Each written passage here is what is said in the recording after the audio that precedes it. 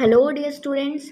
तो आज मैं आपको बताऊंगी हिंदी से ऐसे कुछ महत्वपूर्ण प्रश्न जो कि आने ही आने हैं और जो कि आपको डायरेक्ट एग्जाम में 10 मार्क्स फिक्स करा देंगे। हाँ बच्चों, बाकी सब्जेक्ट्स हैं ना, साइंस, इंग्लिश, मैथ्स, एसएसटी, ठीक है, और भी जो भी आपके कॉमर्स के सब्जेक्ट हो गए, आर्ट्स के सब्जेक्ट हो गए जो आपने लिए हुए हैं, उन सब के साथ बच्चे हिंदी को पढ़ना ही भूल जाते हैं। जबकि जो हिंदी है वो एक ऐसा सब्जेक्ट है कि आपके परसेंटेज को वो बना भी सकता है और गिरा भी सकता है।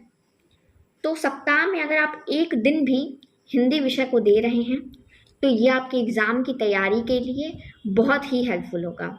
ये आपके परसेंटेज को बहुत ज़्यादा इंक्रीज कर देगा बच्चों, बात मानिए। क्योंकि नॉर्मली क्या होता है, परसेंटेज होता है ना, वो सारे सब्जेक्ट का एवरेज बनता है, ठीक है। ऐसा तो है नहीं कि उसमें सिर्फ आपका फेवरेट सब्जेक्ट आएगा। अगर आपको मैथ्स पसंद है तो बस मैथ्स का सब्जेक्ट ही पूरा ओवरऑल परसेंटेज में आएगा, वो भी नहीं है। साइंस और मैथ्स मिला के भी नहीं आएगा, सब कुछ आएंगे। आपका हिंदी होगा, इंग्लिश होगा, एसएसटी होगा, ठीक है, जो आपके ऑप्शन सब्जेक्ट है वो भी होंगे। तो इसीलिए हिंदी पे भी आपको ध्यान देना है और ज़्यादा ध्यान नहीं देना है। अगर आप इन्हीं सब बातों को ध्यान में रख करके प्रिपरेशन करेंगे तो भी आराम से आप हिंदी में बहुत अच्छा स्कोर कर सकते हैं।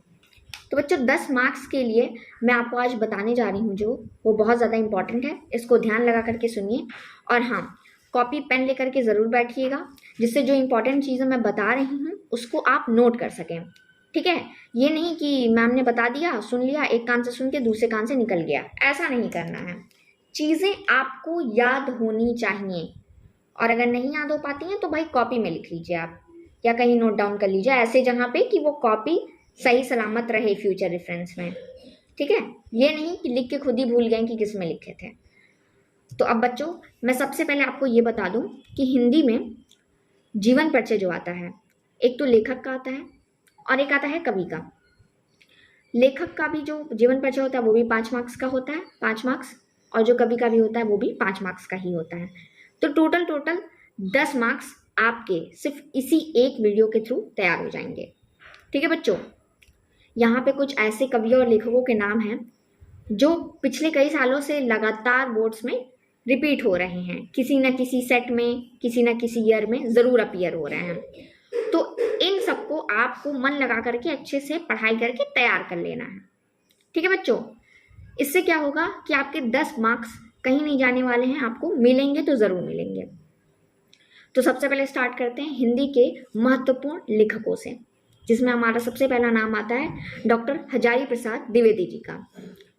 द्विवेदी जी का जीवन परिचय आप बच्चों ध्यान देंगे, अगर क्वेश्चन बैंक खरीदेंगे और प्रीवियस ईयर क्वेश्चन पेपर भी देखेंगे तो ये हर जगह पूछे जाते हैं, ज़रूर पूछे जाते हैं, ठीक है बच्चों। तो ये बहुत ही ज़्यादा इंपॉर्टेंट है। अगर आप प्री बोर्ड्स भी देंगे तो आपको खुद ही पता चल जाएगा, क्योंकि प्री बोर्ड्स के भी, स्कूल के भी बोर्ड्स में भी आते रहते हैं ये क्वेश्चन इनके बारे में जीवन परिचय लिखने के लिए। तो पहला है हमारे हजारी प्रसाद द्विवेदी जी, दूसरे हैं प्रोफेसर जी सुंदर रेड्डी, ठीक है बच्चों, दूसरे हमारे प्रोफेसर जी सुंदर रेड्डी। तीसरे हैं वासुदेव शरण अग्रवाल, बच्चों तीसरा नाम है वासुदेव शरण अग्रवाल जी का। और चौथा नाम है इस लिस्ट में डॉक्टर APJ अब्दुल कलाम, ठीक है। इनको तो आप जानते ही होंगे, मिसाइल मैन ऑफ इंडिया।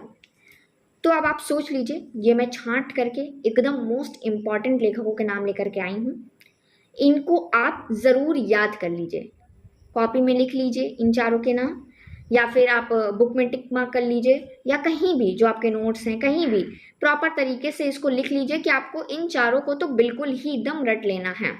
आपका 5 मार्क्स कहीं नहीं जाएगा, ठीक है बच्चों। 5 मार्क्स का सवाल है हिंदी में और ये एक मार्क्स करके ही आपके 90% बनेंगे, ठीक।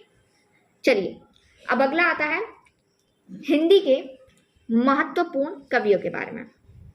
लेखक जो पार्ट होता है वो गद्य पार्ट में होते हैं और जो कवि होते हैं वो पद्य पार्ट में होते हैं, ठीक है। आपको पता होगा, नहीं पता होगा तो आप आज से जान लीजिए, अब से आपको पता होना चाहिए, ठीक है बच्चों। लेखक जो भी होंगे वो गद्य वाले पोर्शन के लिए होंगे और पद्य वाले पोर्शन के लिए आपके कवि होंगे, ठीक है।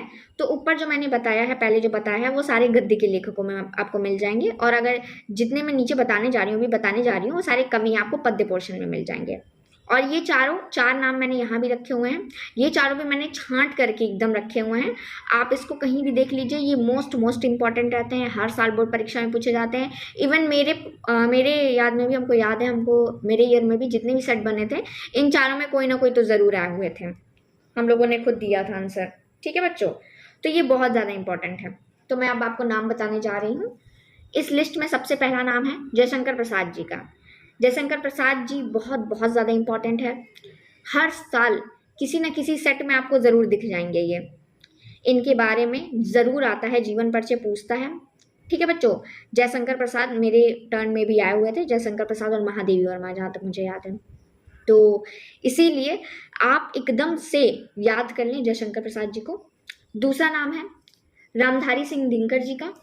दिनकर जी भी बहुत ज़्यादा इंपॉर्टेंट है, आते रहते हैं, हर जितने भी प्रीवियस ईयर क्वेश्चन के पेपर हैं आप देखेंगे 22 में भी है, 20 में भी है, 21 में भी है, और फ्रिक्वेंटली इन लोग का फ्रिक्वेंसी ऐसा नहीं है कि लो है, हाई है इन लोग की फ्रिक्वेंसी आने की। ठीक है, तीसरा नाम है कवित्री महादेवी वर्मा जी का। महादेवी वर्मा अपने में एक बहुत ही ज़्यादा इंपॉर्टेंट कवि मानी जाती हैं, क्योंकि पहली बात तो ये महिला है, ठीक है, और दूसरी बात ये कि अच्छी लेखिका हैं, अच्छी कवि भी हैं, दोनों हैं, लेखिका कवि दोनों हैं। ठीक, तो इनके बारे में ज़रूर आएगा बच्चों। ये महादेवी वर्मा मोस्ट इंपॉर्टेंट है आपके लिए, 2024 के एग्जामिनेशन के लिए महादेवी वर्मा को आप ज़रूर रट लें, एकदम से रट लें, या जैसे आपको मन में हो वैसे याद कर लें, समझ लें, जैसे करें, बस आपका एग्जाम में आए तो छूटना नहीं चाहिए, क्योंकि मैम ने बता दिया है ये मोस्ट इंपॉर्टेंट है। चौथा है हमारे मैथिली शरण गुप्त जी। ठीक है बच्चों, चौथा नाम है मैथिली शरण गुप्त जी का। तो ये चार कवि हैं, जयशंकर प्रसाद जी, रामधारी सिंह दिनकर जी, महादेवी वर्मा जी और मैथिली शरण गुप्त जी। इन चारों को आपको याद कर लेना है, एकदम याद करके बसा लेना है मन में। लिखने का तरीका क्या है, कैसे है, वो मैं नेक्स्ट वीडियो में बता दूंगी आपको। अभी के लिए ये सारे पॉइंट्स जो है ना, एकदम कहीं या तो कॉपी में नोट कर लेना है, या बुक में टिक मार्क कर लेना है, या जो आपके लिए सुटेबल हो वो कर लेना है।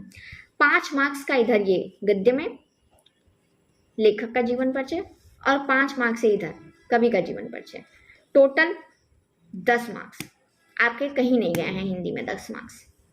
तो अब बताइए हिंदी में क्वेश्चन हो जाएगा कि नहीं हो जाएगा, परसेंटेज आएगा कि नहीं आएगा। बस इसी तरीके से मैं और भी वीडियोस अपलोड करूंगी जो आपके अदर सब्जेक्ट्स के लिए भी हेल्पफुल होंगे, और हिंदी इंग्लिश के लिए सबके लिए धीरे धीरे मैं अपलोड करूंगी। ओके बच्चों, थैंक यू सो मच।